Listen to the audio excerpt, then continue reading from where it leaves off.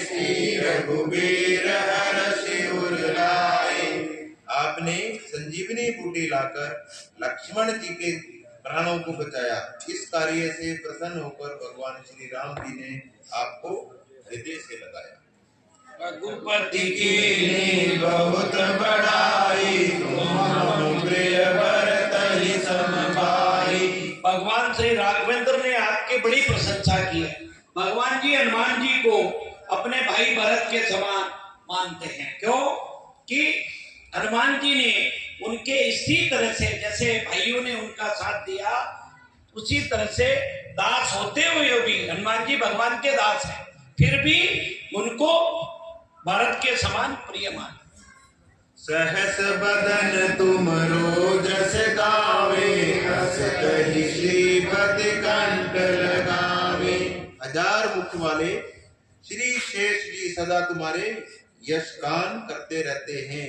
ऐसा कहकर लक्ष्मीपति विष्णु स्वरूप भगवान श्री राम ने आपको अपने हृदय से लगाया। सनकादिक ब्रह्मादि मुनीसा, नारद सारद सहित अहिसा, जम कुबेर दिक्पाल जहाँ ते, कवि कोविद कहि सके कहाँ ते। श्री सनक सनातन सनंदन सनत कुमार आदि मुनिगण, जितने भी मुनिगण ब्रह्मा आदि देवगण हैं, नारद सरस्वती भागवत करने वाले लोग हैं, वो अपने अपने हिसाब से संत महात्मा गीता जी का अर्थ करते हैं। लेकिन चूंकि संस्कृत में कोई बदल नहीं कर सकता, वो बिल्कुल भगवान के श्रीमुख से लिखने वाली वाणी है। और हमारे लिए कितना गर्व है कि जहाँ गीता का उद्देश्य भगवान श्री कृष्ण ने अर्जुन को दिया, उससे करीब करीब 70-80 किलोमीटर दूर हम बैठे हैं। उसी क्षेत्र में हमको रहने का सौभाग्य मिला। आइए 15 अध्याय का अनुपठन करें। कृपया सभी बोले।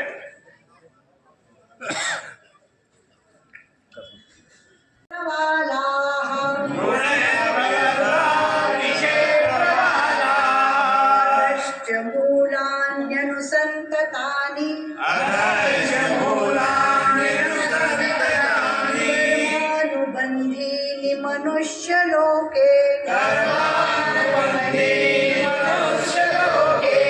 रूपमस्येह तथोपलभ्यते, नान्तो न चादिर्न च सम्प्रतिष्ठा, अश्वत्थमेनं सुविरूढमूलम्,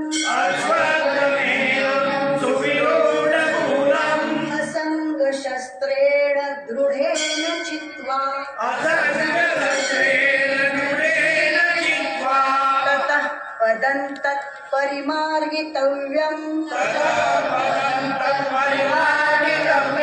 यस्मिन् गता न निवर्तन्ति भूयः।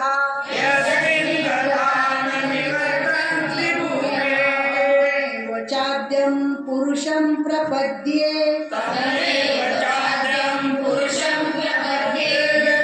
प्रवृत्ति प्रसृता पुराणी, निर्माण मोहाजित संग दोषा, अध्यात्म नित्या विनिवृत्त कामाः। और मैं ही वेदों का ज्ञाता हूँ। श्लोक नंबर 5 जो दिया है 15वें अध्याय में, मुख्य श्लोक है, जो अहंकार और मोह से मुक्त है, जो अहंकार और मोह से मुक्त है, जिन्होंने आसक्ति रूपी बुराई पर विजय पा ली है, जो निरंतर आत्मा और ईश्वर में लीन रहते हैं, जो इंद्रिय के भोगों की इच्छा से मुक्त है तथा सुख और दुख के द्वंद्व से परे हैं, ऐसे मुक्त पुरुष मेरे शाश्वत धाम को प्राप्त होते हैं। 15वें अध्याय का मतलब है कि जब भी व्यक्ति जब अपने अंतिम समय की तरफ भी प्रस्थान करता है तो भी कहते हैं कि हमें उस समय 15वें अध्याय का अध्ययन करना।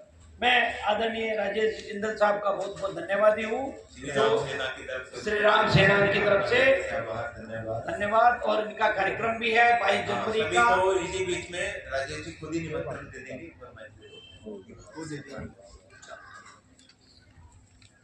आप सब जय श्री राम,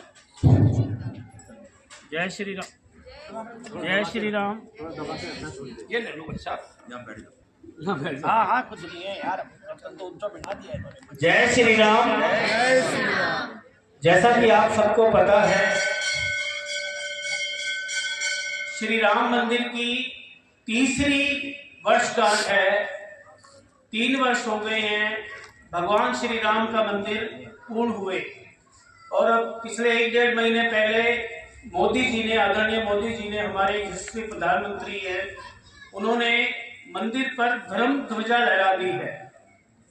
तो धर्म ध्वजा लहराने का अर्थ ये है सनातन के हिसाब से, कि सनातनियों के हिसाब से 500 वर्ष का जो हमने संघर्ष राम मंदिर में किया था, वो संघर्ष पूरा हुआ और हमारा मंदिर पूर्ण रूप से बनकर तैयार है। इसी अर्थ में बद्रीनगर के बीबीएन के सभी राम भक्त मिलकर एक भव्य आयोजन कर रहे हैं। ऐसा हम सब लोगों का मानना है, भाई साहब है, किशोर जी हैं, सब लोग यहाँ हैं, कि ये कार्यक्रम उत्तर क्षेत्र का सबसे बड़ा कार्यक्रम होने जा रहा है। इसमें सब आप लोगों के सहयोग से ही होगा। इसमें आदरणीय कुमार स्वामी जी महाराज, आपने बीज मंत्रों से उनका उल्लेख सुना होगा।